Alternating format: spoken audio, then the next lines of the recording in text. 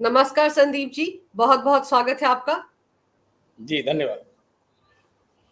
Sir, supreme court में आज भी कोलकाता वाले रेप हत्याकांड मामले पर सुनवाई हुई है और इस दौरान लाइव स्ट्रीमिंग को लेकर बड़ा ऐतराज था कपिल सिब्बल को। उन्होंने तो गुहार लगाई थी सीजीआई के सामने कि लाइव स्ट्रीमिंग बंद की जाए, मेरा 50 साल का जो रेपुटेशन है वो खतरे में पड़ जाएगा। लेकिन सीजीआई ने उनकी बात नहीं मानी। तो क्यों ऐतराज था कपिल सिब्बल साहब को कि उनकी वो जो आर्ग्यू करेंगे वो जनता के बीच में ना जाए? देखिए, अगर इस पूरी सुनवाई को आप ध्यान से देखेंगी, जब पहली बार सो मोटो कॉग्निजेंस लिया था सुप्रीम कोर्ट ने, तो मैंने मतलब अभी मेरी सुप्रीम कोर्ट में बहुत ज़्यादा अनुभव नहीं, लेकिन इतना तो मैं कह सकता हूँ कि 15 साल का अनुभव भी कम नहीं होता है, 15-17 साल का अनुभव। मैंने कभी इतना एम्ब्रेसिंग सीन किसी भी सीनियर लॉयर के लिए नहीं देखा था। आज तक का रिकॉर्ड रहा है। और एम्ब्रेसमेंट की हद तब हो गई जब इनको सुप्रीम कोर्ट के सामने कंसेंट देनी पड़ी कि भाई हमारी बंगाल पुलिस निकम्मी है, आप जो है अपनी केंद्रीय फोर्स लगाइए, हमें कोई ऑब्जेक्शन नहीं है। नहीं तो कपिल सिब्बल साहब इतने आसानी से हथियार डालते नहीं हैं। दूसरी बात मैं बताऊं आपको, कपिल सिब्बल साहब के साथ बहुत सारी कंट्रोवर्सीज हैं। ये जो पूरा मामला चल रहा है कोलकाता का, इसमें बहुत सारी चीजें जुड़ी हुई हैं, इसीलिए मैं एक एक करके कनेक्ट कर रहा हूँ।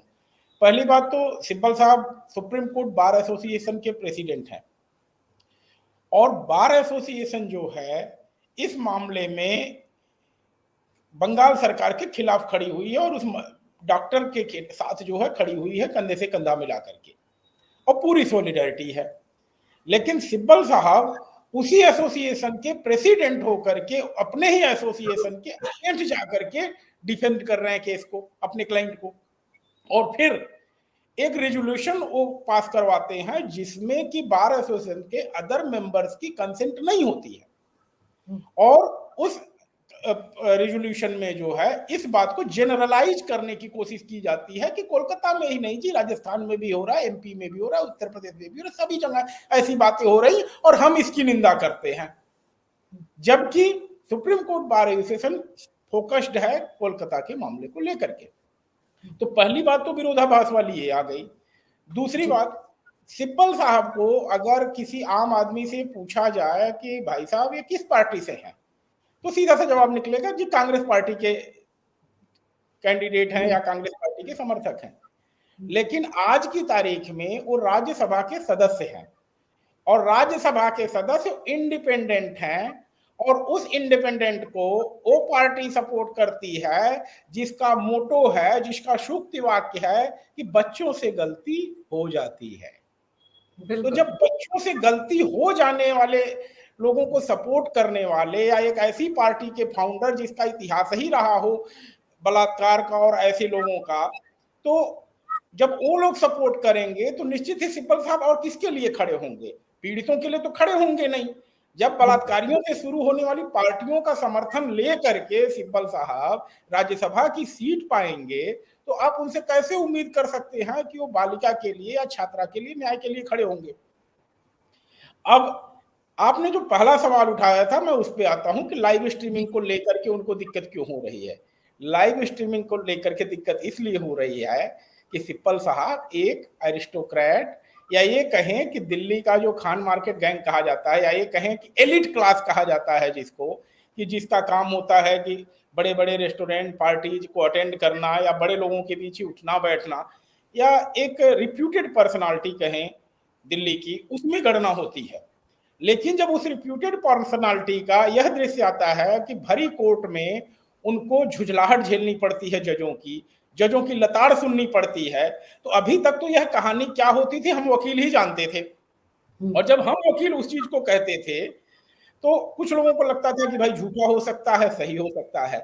लेकिन आज की लाइव स्ट्रीमिंग के जमाने में ये चीज लाइव जनता तक जा रही है और जनता को खुद का निर्णय लेने के लिए कि भाई क्या सही है क्या गलत है। अब जैसे हमारे आपके डिबेट के बीच मैं जो चीज बोल रहा हूं वो जनता अपना समझने के लिए स्वतंत्र है, कोई थर्ड पार्टी इन्वॉल्व नहीं है। लेकिन लाइव स्ट्रीमिंग के पहले जो चीज होती थी वह वकील बताते थे और लोगों के दिमाग में होता था कि एक्स कम्युनिटी का है या एक्स जाति का है तो अपने हिसाब से सुप्रीम कोर्ट की आर्गुमेंट को इंटरप्रेट करता है, या वाई कम्युनिटी का है तो वाई के हिसाब से इंटरप्रेट करता है। तो जो झुंझलाहट उनको झेलनी पड़ रही है जजों की, सुप्रीम कोर्ट के सामने उनकी इंसल्ट हो रही है, और सबसे बड़ी बात, कलकत्ता के लोगों ने खुल करके अब यह कहना शुरू कर दिया, और इवन कांग्रेस ने भी, आपने अगर अधीर रंजन चौधरी साहब को सुना हो तो अधीर रंजन चौधरी साहब खुलेआम कह रहे हैं कि सिब्बल साहब इस मैटर से आप पीछे हट लीजिए, लेकिन सिब्बल साहब को सुनने वाले नहीं, क्योंकि सिब्बल साहब अपना कर्ज तो अदा करेंगे। वकील अगर फीस लेता है तो मुकदमा ईमानदारी से लड़ता है, फीस तो उन्होंने ली है बलात्कारियों से, तो न्याय तो करेंगे बलात्कारियों के साथ, तो कैसे मुकदमे से पीछे हटेंगे।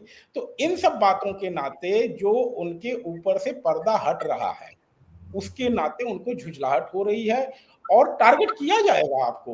क्यों? क्योंकि आप वकील नहीं हैं अंजू जी, कपिल सिब्बल साहब नहीं है। आप कह दीजिए सीनियर एडवोकेट, मैं भी मान ले रहा हूं पेपर पे तो सीनियर एडवोकेट है, लेकिन जो व्यक्ति 2-2 बार लोकसभा का सदस्य रहा हो, जिसने 6 साल अपना राज्यसभा का कार्यकाल पूरा किया हो, और फिर दूसरी बार 6 साल के लिए राज्यसभा में चुन के आ गया हो, 20 साल का राजनीतिक कैरियर हो, उस व्यक्ति को आप सिर्फ वकील कह के संबोधित करें तो ठीक नहीं है। वह एक पॉलिटिकल एजेंडे पे काम करते हैं, पॉलिटिकल एजेंडे से निर्वाचित होते हैं, और उस पॉलिटिकल एजेंडे की दिशा में ही वकालत को भी खींच करके ले जाते हैं। वकालत एक ऐसा पेशा है अंजू जी, सिलेबस में चैप्टर होता है या किताब होती है जिसको कहते हैं प्रोफेशनल एथिक्स, हमें नैतिकता पढ़ाई जाती है, क्योंकि न्याय जो है नैतिकता से अलग नहीं हो सकता है। वकीलों के लिए बड़े सख्त नियम बने हुए हैं। आपको अगर मैं बताऊं, एक वकील अगर वकालत के साथ फोटोकॉपी का दुकान खोल लेता है, उसका वकालत का लाइसेंस कैंसिल हो जाएगा। अगर हमारे पास वकालत की भी डिग्री है और सीए की भी डिग्री है तो मुझे दो में से एक ही काम करना पड़ेगा। अगर मेरे पास कंपनी सेक्रेटरीशिप की डिग्री है और वकालत की है तो मुझे चुनना पड़ेगा मैं क्या करूं। एमबीए की है तो मुझे चुनना पड़ेगा मैं एमबीए करूंगा, मैनेजमेंट का बिजनेस देखूंगा या वकालत देखूंगा। लेकिन दुर्भाग्य है इस देश का कि आप वकालत भी कर सकते हैं और 20 साल तक लोकसभा और राज्यसभा की मलाई भी खा सकते हैं। पर संदीप जी, सैलरी आपने जनता की गाढ़ी कमाई के लिए हुई है, और फिर आप यहाँ विक्टिम कार्ड खेल रहे हैं कि नहीं जी लाइव स्ट्रीमिंग नहीं होनी चाहिए। आप एक पॉलिटिकल व्यक्ति हैं, आप काले गाउन में, काले कोट में, आप एक राजनेता हैं, और राजनेता के अलावा कुछ नहीं है।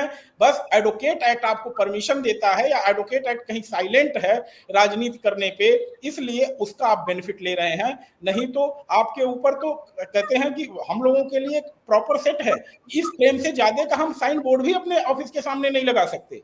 लेकिन हाँ, राज्यसभा में चुन के 2 बार आ सकते हैं, लोकसभा में आकर के सैलरी ले सकते हैं 2-2 बार जी। पर एक चीज संदीप जी, इसी मामले में अगर हम शुरुआत की बात करें, जैसे आपने कहा हाथ खड़े कर दिए और बोला कि बहुत सारे ऐसे मामले थे जिसमें उनके पास जवाब ही नहीं थे, बल्कि मुस्कुरा रहे थे वो। उनको तुषार मेहता जी ने टोका भी था कि किसी की मौत हुई, आप कैसे मुस्कुरा रहे हैं।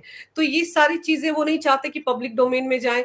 और अभी आज तो उन्होंने यहाँ तक कह दिया कि हमारी जो टीम है उसमें महिलाओं को रेप की धमकी दी जा रही है, मारने की धमकी दी जा रही है, तो ये लाइव स्ट्रीमिंग नहीं होना चाहिए। तो जज सीजीआई ने तो कहा कि अगर ऐसा है तो हम आपको प्रोटेक्शन दे देंगे, लेकिन होगी तो लाइव स्ट्रीमिंग, ताकि पब्लिक डोमेन में जाए, लोगों को पता चले। तो ये तो पहली बार शायद ऐसा हुआ होगा कि सीजीआई ने उनकी बात ना सुनी हो, क्योंकि आम लोगों के मन में तो अभिषेक मनु सिंघवी और कपिल सिब्बल ऐसे बैठे हुए हैं कि उनकी हर बात सीजीआई सुनते हैं। कोर्ट में अगर वो किसी का केस मेंशन करते हैं तो तुरंत उसको लिस्ट कर दिया जाता है मामले को। ये तो आम लोग सोचते हैं और मानकर चलते हैं। नहीं देखिए, एक क्रेडिबिलिटी तो है सिंघवी साहब की, कपिल सिब्बल साहब की क्रेडिबिलिटी है, उसमें कोई नो डाउट। और उसके पीछे उनका जो एक लंबा अनुभव रहा है और बड़े बड़े मुकदमों में उनका जो कंट्रीब्यूशन रहा है वो रहा है। लेकिन जो बातें कही जा रही है कि आपने क्या पूछा था सवाल, मैं थोड़ा सा भूल गया।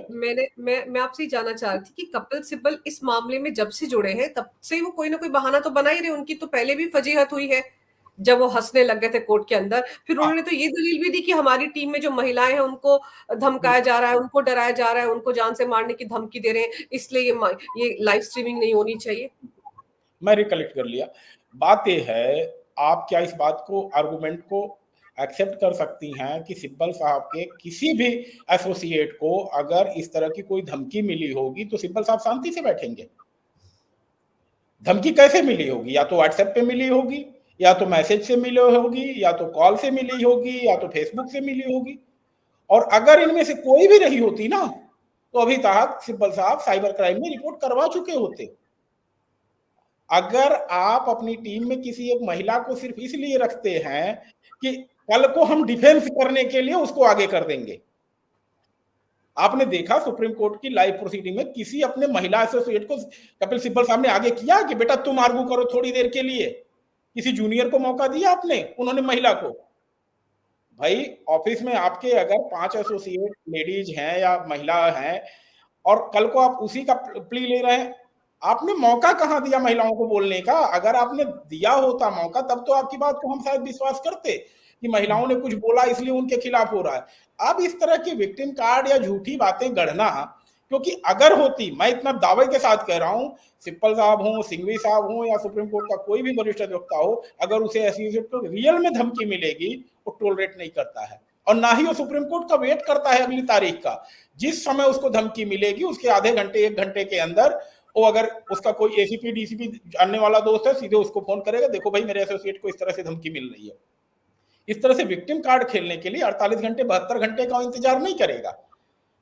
तो ऐसी बातों को जनता समझ रही है और सिब्बल साहब को मैं समझ रहा हूं लाइफ टाइम, मतलब जिंदगी में पहली बार इस तरह के एम्ब्रेसमेंट कलकत्ता मामले को झेलनी पड़ रही है और हो सकता है इंडी गठबंधन के तरफ से भी उनके ऊपर दबाव बन रहा हो कि इज्जत से इस केस से बाहर हो जाए।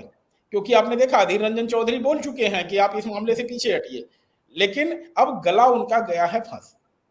बार एसोसिएशन आपके साथ नहीं है, कलकत्ता की जनता आपके साथ नहीं है, कांग्रेस पार्टी के जो वहां के लोकल सांसद हैं जिनका कोई जनप्रतिनिधित्व है वो आपके साथ नहीं है, आपसे छोड़ने को कह रहे हैं। हाँ, एक ही आदमी है जिसका बयान नहीं आ रहा, माननीय अखिलेश जी का आना चाहिए, क्योंकि उनको राज्यसभा की गद्दी देने वाले अखिलेश जी हैं। अखिलेश जी का एक बार कमेंट आता कि भाई कलकत्ता वाली घटना पे आप क्या कह रहे हैं, तो जनता को थोड़ा सा समझ में आता कि चलो भाई अखिलेश जी उस मानसिकता के नहीं है जिसमें बच्चों से गलती हो जाती है, पर यहाँ बताना पर पड़ेगा। संदीप जी, यहाँ पर आपको भी समझना पड़ेगा कि कांग्रेस में इस वक्त हाशिए पर है अधीर रंजन चौधरी, इसीलिए वो कपिल सिब्बल को ये बोल पा रहे हैं। लेकिन राहुल गांधी, प्रियंका वाड्रा, सोनिया गांधी, बाकी कांग्रेस के नेताओं ने कुछ नहीं बोला इस मामले में। एक ट्वीट किया था राहुल गांधी ने इस मुद्दे पर और ममता बनर्जी ने बोलती बंद करवा दी थी कि जो कांग्रेस शासित राज्य वहां के हाल देख लीजिए, ये बोला था। उसके बाद राहुल गांधी ने इस मुद्दे को नहीं उठाया। अखिलेश कैसे बोलेंगे? वो तो कलकत्ता जाकर मुलाकात करते हैं, इंडी गठबंधन में साथ साथ है, वो भी कुछ नहीं बोलेंगे। उनके पिताजी कहते थे ना, जैसा आपने बताया कि लड़के हैं, गलती हो सकती है। लेकिन कपिल सिब्बल का आपको याद होगा पिछली बार भी जब कोर्ट में ये सवाल उठा था कि इतना देर क्यों लगा, कि पोस्टमार्टम पहले हो गया और उसके बाद आपने एफआईआर घंटों बाद दर्ज करवाई, तो इसके पीछे की क्या वजह थी? इसको लेकर भी कुछ नहीं बोल पाए थे, खामोश रह गए। और अब तो एक मुद्दा और खड़ा हो गया, इन लोगों ने एक नया रूल बना दिया ममता सरकार ने कि महिला डॉक्टर जो है वो रात को अस्पताल में ड्यूटी नहीं करेंगी। उस पर भी तो फटकार पड़ी आज इनको। ये तो बहुत ही दुर्भाग्यपूर्ण है कि ये महिला मुख्यमंत्री होते हुए और एक बंगाल जिसने महिलाओं ने आगे बढ़ के आजादी के आंदोलन में हिस्सा लिया हो, मतलब ये नहीं कहा जा सकता है बंगाल अभी 10 साल 15 साल या 2 दशक 2-3 दशक पहले महिलाएं जागृत हुई हैं या एडवांस हुई हैं। आजादी के आंदोलन में उनका सक्रिय सहयोग रहा है। उस राज्य में इस तरह का नोटिफिकेशन करना या इस तरह की अधिसूचना जारी करना निश्चित ही बहुत ही दुर्भाग्यपूर्ण है। और पश्चिम बंगाल की जनता इन सब चीजों को अगर गंभीरता से नहीं लेती है तो शायद उनके भविष्य के लिए जो है खतरे की घंटी मुझे दिखती है। जी। और कोर्ट ने भी तो कहा ना कि आप सुरक्षा दीजिए महिलाओं को। आप कैसे कह सकते हैं कि वो रात को काम नहीं करेंगी, जब इस देश में सेना भी रात को काम करती है, बाकी एजेंसियां रात को काम करती है। आपने महिलाओं पर यह पाबंदी लगा दी कि आप सुरक्षा तो दे नहीं पा रहे हैं, बस उनकी रात की ड्यूटी बंद कर दीजिए। तो उसके बाद कहना पड़ा ना कपिल सिब्बल को कि हाँ, हम ये वाला नोटिफिकेशन वापस ले लेंगे। तो फिर किस तरह की तैयारी के साथ सर वो पहुंचते हैं आजकल कोर्ट में? देखिए, अभी ट्रू सेंस में ये एडमिटेड फैक्ट आ चुका है, चाहे कपिल सिब्बल जी का सीआईएसएफ को सिक्योरिटी हैंडओवर करना, चाहे ममता जी का इस तरह से बयान देना, एडमिटेड हो गया है कि कॉन्स्टिट्यूशनल मशीनरी पश्चिम बंगाल में फेल हो चुकी है। अब मुझे समझ में नहीं आ रहा है केंद्र सरकार किस दिन का इंतजार कर रही है या किससे डर रही है। मुझे तो लगता है कि इसी बात पे कि अगर आप महिलाओं को इस तरह से डिस्क्रिमिनेट करेंगे कि रात में आप ड्यूटी ना करें, काम ना करें, तो definitely this is a constitutional machinery failure, police की फेल्योर है। केंद्र सरकार को इस मामले में गंभीरता से आगे बढ़ के कहना चाहिए कि अगर आप सिक्योरिटी नहीं दे सकते महिलाओं को तो आप रिजाइन करिए, और अगर आप रिजाइन नहीं करेंगे तो हम अपनी पावर का उपयोग करेंगे। बिल्कुल। लेकिन आप ये देखिए कि कपिल सिब्बल को सुप्रीम कोर्ट में लाइव स्ट्रीमिंग से डर लग रहा था, और जो आरजीकर अस्पताल के जो डॉक्टर हड़ताल पर बैठे हुए, उन्होंने ममता बनर्जी से कहा था कि हम आपसे मिलने के लिए आएंगे, लाइव स्ट्रीमिंग करवा दीजिए। तो ममता को भी डर लग रहा था, वो भी राजी नहीं हुई कि लाइव स्ट्रीमिंग कैसे करवा दे, मतलब दोनों को डर लग रहा है। लाइव स्ट्रीमिंग में क्या होता है कि अनकट होता है चीजें। आप क्या करेंगे कि अगर मुख्यमंत्री कार्यालय रिकॉर्डिंग करवा रहा है, एडिट करेगा, अपने हिसाब से उन चीजों को डालेगा। आपने देखा होगा प्रधानमंत्री जी का एक वीडियो आया था कंगना रनौत जी के साथ, जो हाफ वीडियो को अगर देखा जाए तो ऐसा लगता है कि प्रधानमंत्री जी उनसे फूल लेने से इनकार कर रहे हैं, जबकि पूरी वीडियो को अगर 30 सेकंड का हम देखेंगे तो उसमें दिखता है कि वो फूल को एक्सेप्ट करते हैं और फिर कंगना रनौत जी को प्रणाम करते हैं। तो यही चीज होगी कलकत्ता के मामले में अगर लाइव स्ट्रीमिंग नहीं होती, और डॉक्टर्स को ये चीज बहुत अच्छी तरह से पता थी कि हम लोगों की जो सही बात होगी उसको दबा दिया जाएगा, और झूठ कहते हैं ना कि बहुत जल्दी फैल जाता है। तो वेस्ट बंगाल गवर्नमेंट डॉक्टरों को ही विक्टिमाइज करते हुए इस तरह से जो है अपने को सही खड़ा कर देगी, और डॉक्टरों को कहेगी डॉक्टरों की तरफ से गलती हो रही है। तो डॉक्टरों का जो पहलू था वो बिल्कुल सही था, और शायद इसी चीज को हमारे चीफ साहब भी समझ रहे हैं कि इस मामले को अगर शुरू से हमने लाइव स्ट्रीमिंग किया है, तो अगर मिड वे इसमें हम किसी तरह से दखल दे करके लाइव स्ट्रीमिंग रोकेंगे तो लोगों को लगेगा कि कहीं सुप्रीम कोर्ट भी तो कुछ गलत नहीं कर रही है। देखिए, सुप्रीम कोर्ट एक ऐसा संस्थान है जिसकी वैल्यू बहुत ज्यादा है, शायद इसी नाते लोग इस पे विश्वास करते हैं। और सबसे बड़ी दिक्कत क्या है कि जो कोई भी सुप्रीम कोर्ट से अपने फेवर का रिलीफ नहीं पाता है, ब्लेम करना शुरू कर देता है। कभी सुप्रीम कोर्ट को कहा जाता है कि लेफ्टिस्ट लॉबी हावी हो गई है, कभी कहा जाता है राइट विंग हावी हो गई। अभी आपने देखा अगर प्रधानमंत्री चले गए तो उस पर हाय हल्ला मच रहा है गणपति पूजा में। तो लेकिन आपको समझना होगा कि न्यायपालिका भारत में जैसी स्वतंत्र है वैसी दुनिया में कहीं नहीं है। एक तरह से कहें जैसे इंजन होता है गाड़ी का, कि पानी अलग तरह से जाता है और इंजन ऑयल अलग तरह से जाता है, लेकिन दोनों साथ रहते हैं गाड़ी को बढ़ाने में। तो उसी तरह सुप्रीम कोर्ट है जो अपना एक अलग डोमेन लेके चलती है जिसमें किसी तरह का दखल नहीं है। लेकिन अगर इस प्रोसीडिंग को कहीं से भी लाइव स्ट्रीमिंग रोकी जाती, जनता में एक मैसेज जाता, और इसीलिए चीफ साहब ने कहा नहीं भाई, अगर आपको कहीं दिक्कत परेशानी है तो बताइए। मैंने जो कहा ना कि सिब्बल साहब का रियल में अगर कहीं थ्रेट हुआ होता तो दिखाते ना चीफ साहब, देखिए हमारे डीसीपी ने हमारी कंप्लेन नहीं ली, फेसबुक पे इस तरह के पोस्ट लिखे गए हैं, कहीं उन्होंने स्पष्ट नहीं बोला है। एक कहते हैं ना कि उसको जनरलाइजेशन करते हुए बोल दिया कि हमारी महिला सदस्यों को या एसोसिएट्स को धमकी दी जा रही है। उन्होंने नहीं कहा फेसबुक पे ये गालियां दी जा रही हैं, इंस्टाग्राम पे ये लिखा जा रहा है, कुछ नहीं कहा, बस जी धमकी हो रही, जान से मारने की धमकी दी जा रही है ऐसे वैसे। अरे भैया, आपके टीम के तो बच्चियों को बोलने का मौका ही आपने सुप्रीम कोर्ट नहीं दिया, उनको धमकी कोई क्या देगा। अगर वो सामने आर्ग्यू करते नजर आएंगी तभी तो वो पब्लिक डोमेन में दिखेंगी, लोगों को नजर में आएगा कि ये पैरवी कर रही है। पर क्या लगता है आपको, जिस तरह से इस मुद्दे को लेकर, इस मामले को लेकर दबाव बन रहा है कपिल सिब्बल पर, बार एसोसिएशन का भी बन रहा है कि इस मुद्दे से अपने आप को हटा लें। आप देखिए कि कोलकाता में किस तरह से प्रदर्शन हो रहे हैं कपिल सिब्बल के खिलाफ, तो क्या कहीं वो डर गए हैं और उनको लग रहा है कि अब मैं फंस गया हूं, ना मैं आगे जा सकता हूं ना मैं पीछे जा सकता हूं? जहां तक मैं सिब्बल साहब को जानता हूं, वो हिलने वाला आदमी नहीं है, हिलने वाला नहीं है। अब मैं कुछ ऐसे शब्द प्रयोग नहीं करना चाहता, लाइव टीवी पे हूं, अदरवाइज वो बहुत ही महान व्यक्ति हैं, उतने ही महान हैं जितने जेठमलानी साहब कभी हुआ करते थे। देश के सारे शरीफ लोगों के मुकदमे जेठमलानी साहब लड़ते थे, और अच्छे-अच्छे प्यार भरे शब्द सुनते थे। और सिब्बल साहब भी उससे बड़े अच्छे वकील हैं, उससे अच्छे प्यारे-प्यारे शब्द सुनने के लिए वो तैयार हैं। बाकी आपके दर्शक खुद समझने के लिए स्वतंत्र हैं कि मैं क्या कहना चाह रहा हूँ। मैं समझ गई। पर मुझे ये समझाइए कि आज जब केस की सुनवाई हो रही थी, तो जो रिपोर्ट सीलबंद लिफाफे में सीबीआई की तरफ से सीजीआई को सौंपी गई थी, उसको लेकर उन्होंने एक टिप्पणी की कि ये बहुत ही डिस्टर्बिंग रिपोर्ट है और इसके में जो बातें हमको बताई गई हैं, वो हम बोल भी नहीं सकते, पब्लिक डोमेन में ला भी नहीं सकते। देखिए, जुडिशरी को तो समझना पड़ेगा ना, they are very learned persons. वो ऐसा कुछ नहीं करना चाहते जिससे कि डिफेंस को या ये कहें कि एक्यूज को किसी तरह से अपनी प्रिपरेशन करने की अपॉर्चुनिटी मिले। और अभी इन्वेस्टिगेशन क्योंकि जारी है, तो माननीय न्यायाधीश समझ रहे हैं और हो सकता है अभी सीबीआई को और टाइम देंगे। आप लोगों को लगेगा या आम जनता को लगेगा कि सुप्रीम कोर्ट ने तो सो मोटो कॉग्निजेंस लेकर के और फिर मामले को लंबा खींच रही है।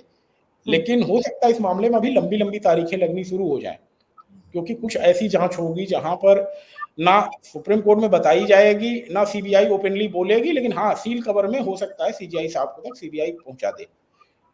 और आज की तारीख में तो मेल लिखने की फैसिलिटी है, तो मेल के थ्रू पहुँच जाएगी सीजीआई तक इन पर्सनल इनबॉक्स में। तो मुझे लगता है कि मामला लंबा खिंच रहा है, तो उसमें भी चीफ साहब चाहते हैं कि किसी तरह से न्याय होने में कहीं कोई गुंजाइश मतलब दिक्कत ना रहे, कहीं कोई लूप होल ना रह जाए, जिससे कि कल को, क्योंकि देखिए मैटर एक बार जाँच खत्म हो गई, तो चलेगा तो ट्रायल कोर्ट से ही। अभी बात भले सुप्रीम कोर्ट में चल रही है, सुप्रीम कोर्ट से फैसला नहीं आएगा। इसमें हुँ। कोई भी फैसला आएगा कलकत्ता की जिला अदालत से। जिला अलादत अदालत की जब कार्यवाही पूरी हो जाएगी तो मामला हाई कोर्ट में जाएगा। हाई कोर्ट के बाद फिर मामला सुप्रीम कोर्ट में आएगा। तब तक साल 2 साल, 3 साल, 4 साल का कुछ समय लग सकता है। और सुप्रीम कोर्ट में जो जजेज आज हैं, वो कल रहेंगे नहीं। इस बात का भी हो सकता है कि कोई एक विचारधारा से प्रभावित होने वाला जज आज बैठा है, कल दूसरी विचारधारा से प्रभावित हो रहा हो। लेकिन अगर एविडेंस अच्छे से रिकॉर्ड हो जाता है, इन्वेस्टिगेशन की रिपोर्ट में तथ्य सामने आ जाते हैं, तो वही अंतिम समय तक सुप्रीम कोर्ट में चलते हैं। और जब तथ्य फाइल में होते हैं, फैक्ट होते हैं, तो किसी भी विचारधारा से प्रभावित होने वाला जज हो, उसे फैसला तो तथ्यों के आधार पे और कानून के आधार पे देना पड़ता है। और अगर स्पीकिंग फैक्ट होते हैं, तथ्य होते हैं, तो वहाँ पर न्याय देना बाध्यता हो जाती है न्यायाधीशों की भी। और इसीलिए हमारे चीफ साहब चाह रहे हैं कि किसी तरह से जो जाँच हो रही है, जो चालान दाखिल हो, उसमें वो सारे फैक्ट आ जाएँ, जो कि अदरवाइज़ रह जाएँगे अगर कहीं से सुप्रीम कोर्ट ने मौका नहीं दिया या लोगों को सुना नहीं। जी। और ये भी तो झटके की बात है ना ममता बनर्जी और कपिल सिब्बल की टीम के लिए, क्योंकि सीजीआई ने कहा कि सीबीआई की जांच बिल्कुल सही दिशा में आगे बढ़ रही है और साथ ही साथ उन्होंने ये सवाल भी उठाया कि जो पीड़िता के पिता हैं, उन्होंने एक चिट्ठी लिखी है, तो उनसे भी तो बात की जाए। उन्होंने भी बहुत सारे मुद्दे उस चिट्ठी में उठाए हैं, उनका कहीं जिक्र नहीं कर रही है ममता बनर्जी की या कपिल सिब्बल की टीम, उसके बारे में कुछ नहीं कहा जा रहा है। देखिए, सही बात तो ये है कि पश्चिम बंगाल में जो कुछ हो रहा है, कलकत्ता की जनता भी समझ गई है, पूरे पश्चिम बंगाल के लोग समझ गए हैं कि there was some foul play. और अगर फाउल प्ले नहीं होता तो इतना ज़्यादा शोर मचता ही नहीं। ठीक है? अगर कहीं आग होती है तभी धुआँ उठता है। अदरवाइज़ ऐसे पूरी पश्चिम बंगाल की जनता सड़कों पे नहीं आ जाती। तो अगर जनता सड़कों पे है, प्रबुद्ध जन सड़कों पे हैं, और हमारी सुप्रीम कोर्ट बार एसोसिएशन कोई पॉलिटिकल बॉडी नहीं है। अगर पॉलिटिकल बॉडी होती तो सिब्बल साहब प्रेसिडेंट नहीं बनते, या किसी राइट विंग या लेफ्ट विंग के से प्रभावित होती। हम सुप्रीम कोर्ट के लॉयर्स इस जिम्मेदारी को समझते हैं कि हम देश के उन चुने लोगों में से हैं जिनके ऊपर जिम्मेदारी है देश में एक कानून व्यवस्था बने और सुप्रीम कोर्ट का सम्मान बचा रहे। हम्म। तो सुप्रीम कोर्ट का सम्मान बचा रहे, इस मानसिकता के साथ लोग जब कपिल सिब्बल के साथ खड़े नहीं हो पा रहे हैं, तो इसका मतलब है कि सिब्बल साहब गलत हैं। उन्हें इस बात को स्वीकार करना होगा। लेकिन एक अधिवक्ता है, डिसीजन उनका है, वो किसके मामले की पैरवी करते हैं, क्यों करते हैं। और लोकतंत्र है, जनता अपनी प्रतिक्रिया देने के लिए भी स्वतंत्र है। लेकिन हाँ, जनता से मेरी गुजारिश है कि थोड़ा सभ्यता से अपने शब्दों का प्रयोग करें, और अपशब्द भी कभी-कभी दूसरे तरीके से कहे जाते हैं जो कि पढ़ने वाले की भावना के लिए छोड़ दिए जाते हैं। तो इन सब चीज़ों का ध्यान रखें और कानून के कहीं मतलब रास्ते में ना आए आपकी बातें लिखी हुई या आपके बोले हुए शब्द, तो इस सब चीज़ों का थोड़ा-सा ध्यान रखें। जी। पर संदीप जी, एक चीज और है, उस मुद्दे की तरफ किसी ने ध्यान नहीं दिया। जो पीड़िता थी उसकी पहचान को उजागर किया गया, बल्कि सोशल मीडिया पर उसकी तस्वीरें हैं। आज सीजीआई ने इस तरफ भी बोला है, उन्होंने कहा कि विकिपीडिया से लेकर बाकी सोशल साइट से वो तस्वीरें हटाई जाए। नहीं, हमें ये चीज़ समझ में नहीं आई कि जब पिछले के पिछले ऑर्डर पे ही चीफ साहब ने इसको बोल दिया था और इस पे बहुत नाराज़गी ज़ाहिर की थी, तो केंद्र सरकार ने एक्शन क्यों नहीं लिया? नहीं तो एक बार आपको बुलाना है यूट्यूब को और ट्विटर को और सबको बोल देना है, भाई आप ये सब चीज़ों को कंटेंट्स को हटाइए। तो आई एम सॉरी, मतलब आई एम डिसअपॉइंटेड कि अगर आपको सुप्रीम कोर्ट का हथौड़ा मिल गया, उसके बावजूद आपने कुछ नहीं किया है, ये तो ओमिशन है आपकी तरफ से एंड डेलिबरेट ओमिशन है। केंद्र और सरकार को फिर इस पर गंभीरता से आना चाहिए। आज के बाद से आज आना चाहिए। चलिए भाई 2 हफ्ते लेट हो गए, कोई बात नहीं। आज से इस पे आना चाहिए। 48 घंटे के अंदर सारे कंटेंट डिलीट करवाइए। ऐसे कंटेंट कैसे रह सकते हैं? आप देखिए आज की तारीख में सिंघवी साहब का वीडियो मिल जाए यूट्यूब पे तो बताइए, जिसमें वो जज बना रहे थे महिला को, कहाँ चला गया? या जस्टिस गांगुली जी का कोई वीडियो ढूंढ के निकालिए जिसमें उनके खिलाफ जो उस समय चला था वीडियो वगैरह, एक भी चैनल पे नहीं अवेलेबल है। तो अगर सिंघवी साहब का वीडियो गायब हो सकता है, बाकी सारे वीडियो गायब हो सकते हैं, पीड़िता के लिए क्यों? पीड़िता क्या सिर्फ इसलिए कि गरीब घर की है या फिर आम आदमी है इसीलिए उसका वीडियो डिलीट नहीं होगा? उसका इज्जत और सम्मान कुछ नहीं है? तो फिर तो ढोंग रचना शुरू बंद कर दीजिए आम जनता के बीच में जाकर के कि हम आम जनता के लिए हैं, गरीब के लिए हैं, सबके लिए हैं। पर अगर एक आप चीज, कह रहे हैं, कहाँ इस चीज को आपको खुद करना चाहिए था, केंद्र सरकार के आईटी डिपार्टमेंट को खुद आगे बढ़ के करना चाहिए था। वह काम अभी सुप्रीम कोर्ट का प्रोटेक्शन मिलने के बाद भी आपने नहीं किया है। और दूसरी संदीप कोई जी, अब सरकार हो। तो कोलकाता के पुलिस कमिश्नर को भी हटा दिया गया है, और उनकी भूमिका को लेकर पहले से ही सवाल उठ रहे थे, और उन्हीं का बचाव करते नजर आए थे पिछली सुनवाई के दौरान कपिल सिब्बल। तो वो भी तो जोरदार तमाचा है ना, कि आखिरकार ममता बनर्जी को झुकना पड़ा और अपने फेवरेट को हटाना पड़ा पुलिस कमिश्नर की पोस्ट से। वो तो डिफाल्टर थे, मैंने पहले ही कहा था कि वो शारदा चिट फंड वाले हैं और इनका जाना जरूरी है, क्योंकि अगर ये जाएंगे नहीं तो चीजें राइट ऑर्डर में नहीं आएंगी। लेकिन बात यह है कि कलकत्ता की तरफ, पश्चिम बंगाल की तरफ, कहते हैं ना हमारी सरकार जो है या ये कहें भारत सरकार जो है, खाली चाहे बंगाल, पश्चिम बंगाल का मामला हो चाहे बांग्लादेश का मामला हो, बंगाल हो या बांग्लादेश हो, दोनों पे स्थिति पे नजर रखे हुए हैं। नजर रखने के लिए जनता ने आपको चुना नहीं है, आपको एक्ट करने के लिए चुना है। अगर हिंदुओं के खिलाफ या फिर आम जनता के खिलाफ कहीं भी अत्याचार हो रहा है तो आप सिर्फ दर्शक बन के मत बैठे रहिए, आपको कुछ करना है। आपको दर्शक बनने के लिए 10 साल के लिए हमारे मनमोहन सिंह जी कोई बुरे नहीं थे, तो फिर आपको मौका ही क्यों दिया गया है? पश्चिम बंगाल में लगातार आए दिन घटनाएं हो रही हैं, हिंदू मारे जा रहे हैं, बमबाजी हो रही है, लॉ एंड ऑर्डर फेल है, सारी चीजें एडमिटेड हैं। बंगाल सरकार नोटिफिकेशन जारी कर रही है महिलाओं को, हम रात में सुरक्षा ही नहीं दे सकते, रात में काम ही मत करो। ये क्या है भाई? सीधे कहो ना कि हम लॉ एंड ऑर्डर मेंटेन करने में असफल हैं और हमारी सरकार को बर्खास्त किया जाना चाहिए। जो केंद्र सरकार, सरकार क्योंकि लॉ एंड ऑर्डर तो सरकार, राज्य सरकार का सब्जेक्ट है। एक एक नागरिक को सुरक्षा देना राज्य सरकार की जिम्मेदारी है। और अगर ममता बनर्जी अपने सरकारी अस्पतालों में महिला डॉक्टरों को रात को सुरक्षा ही नहीं दे पा रही है, तो फिर तो उनको अपनी गद्दी छोड़ ही देनी चाहिए। नहीं, फिर ममता जी को भी डिक्लेयर कर देना चाहिए कि अब हम महिला हैं और इसलिए हमारा प्रोग्राम 7 बजे के बाद पूरे वेस्ट बंगाल में या कोलकाता में नहीं होना चाहिए, क्योंकि हमको घर के अंदर रहना है। ममता जी को खुद शुरुआत करनी चाहिए, चैरिटी बिगिंस एट होम। ममता जी को कहना चाहिए कि हम महिला हैं, असुरक्षित हैं। असुरक्षा की भावना तो मुख्यमंत्री को भी होगी, क्यों नहीं होगी भाई? अगर आम महिलाओं के लिए आप इस तरह से करें तो आप अपने लिए भी लागू करिए। आप कह दीजिए कि सुबह 8 बजे के पहले हम नहीं निकलेंगे और शाम को 7 बजे के पहले लौट आएंगे मुख्यमंत्री आवास में जो है। तो आप लाव लश्कर लेकर के पूरे कोलकाता में घूमेंगे, पूरे वेस्ट बंगाल में घूमेंगे और आम जनता को जिसके वोट से, जिसके टैक्स से सरकार चल रही है, उसको कहेंगे कि आप घर में दुबक जाइए। आपको अभी तक डॉक्टरों की हड़ताल खत्म नहीं हुई है। ममता बनर्जी बातचीत के लिए तैयार होती हैं, उनके बीच में जाती भी हैं, लेकिन फिर उनके मंत्री या उनके नेता ही धमकाने लग जाते हैं डॉक्टरों को। तो आपको लगता है कि आज की सुनवाई के बाद कुछ ऐसा माहौल बनेगा कि डॉक्टरों की हड़ताल खत्म हो? अभी नियर फ्यूचर में मुझे नजर नहीं आता है।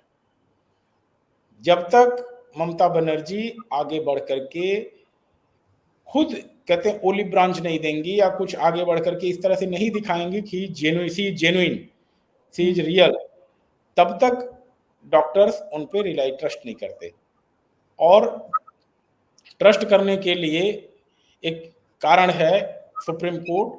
सुप्रीम कोर्ट है तो थोड़ा सा उम्मीद डॉक्टरों को बनी हुई है, और वो जानते हैं कि जैसे ही हम स्ट्राइक ले लेंगे, इनकी टीम सुप्रीम कोर्ट से भी मामले में लंबी लंबी डेट लगवाने लगेगी।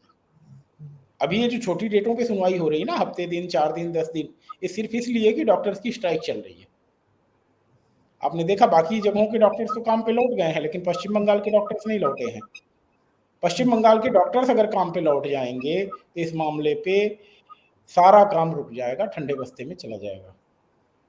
और डॉक्टर्स की स्ट्राइक इतनी जल्दी खत्म होने वाली नहीं है, मैं ये बड़ा साफ कह रहा हूँ।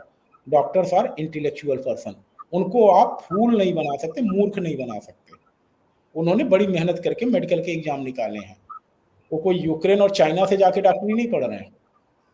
बुरा लग जाए किसी को, भाई सॉरी अगर किसी बच्चे पढ़ रहे हो, आई एम सॉरी, लेकिन आप जानते हैं मेडिकल का एंट्रेंस क्लियर करना आज की तारीख में या कभी भी आसान नहीं रहा है। तो उन बच्चों को आप बेवकूफ बनाने की कोशिश मत करिए। हाँ, अगर उनको आप ट्रस्ट में लेंगे, उनको कॉन्फिडेंस में लेंगे, तो definitely they are human being and they are committed to serve for humanity. Doctors बिल्कुल, को पढ़ा यही चीज पढ़ाया जाता है। आप ये सोचिए, बिल्कुल। आपसे ज्यादा हड़ताल खत्म करने की जल्दी डॉक्टर्स को है। उनके करियर का, डॉक्टर्स के लिए सबसे बड़ी चीज होती है कि हॉस्पिटल में कोई बॉडी आए या कोई मरीज आए। अगर कोई एक्सीडेंटल केस आता है तो डॉक्टर्स को सीखने के लिए अपॉर्चुनिटी होती है स्टूडेंट्स के लिए। वो दौड़ के जाते हैं कि कहाँ टूटी है हड्डी, कहाँ सर में चोट लगी है, हमें लाइव तुरंत देखने का मौका मिल रहा है। आप कभी जाइए इस तरह से मेडिकल कॉलेजेज में या एम्स में जहाँ पे पढ़ाई होती है मेडिकल्स की, बच्चे दौड़ के जाते हैं कि ताजी बॉडी आई हुई है। बिल्कुल। तो इस तरह की स्ट्राइक करने से तो उनका नुकसान हो रहा है, क्योंकि एक्सीडेंट तो रुक नहीं रहे हैं, डेथ तो रुक नहीं रही है। बिल्कुल। तो ये जो पढ़ने का मौका है, सीखने का मौका, ये तो उनका वेस्ट जा रहा है ना। बिल्कुल, बिल्कुल सही कह रहे हैं आप। और ये माहौल बनाना जो है, ये ज़िम्मेदारी ममता बनर्जी की है, जो पश्चिम बंगाल की मुख्यमंत्री हैं, स्वास्थ्य मंत्री हैं, गृह मंत्री हैं, सब कुछ उनके हाथ में है। उनको बिल्कुल। माहौल बनाने की ज़रूरत है। वो बार-बार बैठकों के लिए बुलाती हैं, मीटिंग के लिए बुलाती हैं, लेकिन माहौल नहीं बनाती हैं, अपने नेताओं की मुँह भी बंद नहीं रखती हैं। तो उनको नुकसान तो हो ही रहा है। लेकिन अब इस मामले की अगली सुनवाई 24 सितंबर को होनी है, तो देखते हैं उस दौरान क्या होता है। और जो कुछ आज कपिल सिब्बल जी के साथ हुआ है, उससे तो उनकी और फजीहत हो गई है। अब तो लोग जो लाइव स्ट्रीमिंग नहीं भी देखते थे, वो भी आगे से इस उनसे जुड़े मामलों की लाइव स्ट्रीमिंग ज़रूर देखेंगे। सर, आपने समय निकाला इस महत्वपूर्ण विषय पर तमाम जानकारी मेरे दर्शकों को दी, इसके लिए आपका बहुत-बहुत धन्यवाद। धन्यवाद अंजू नमस्कार। जी।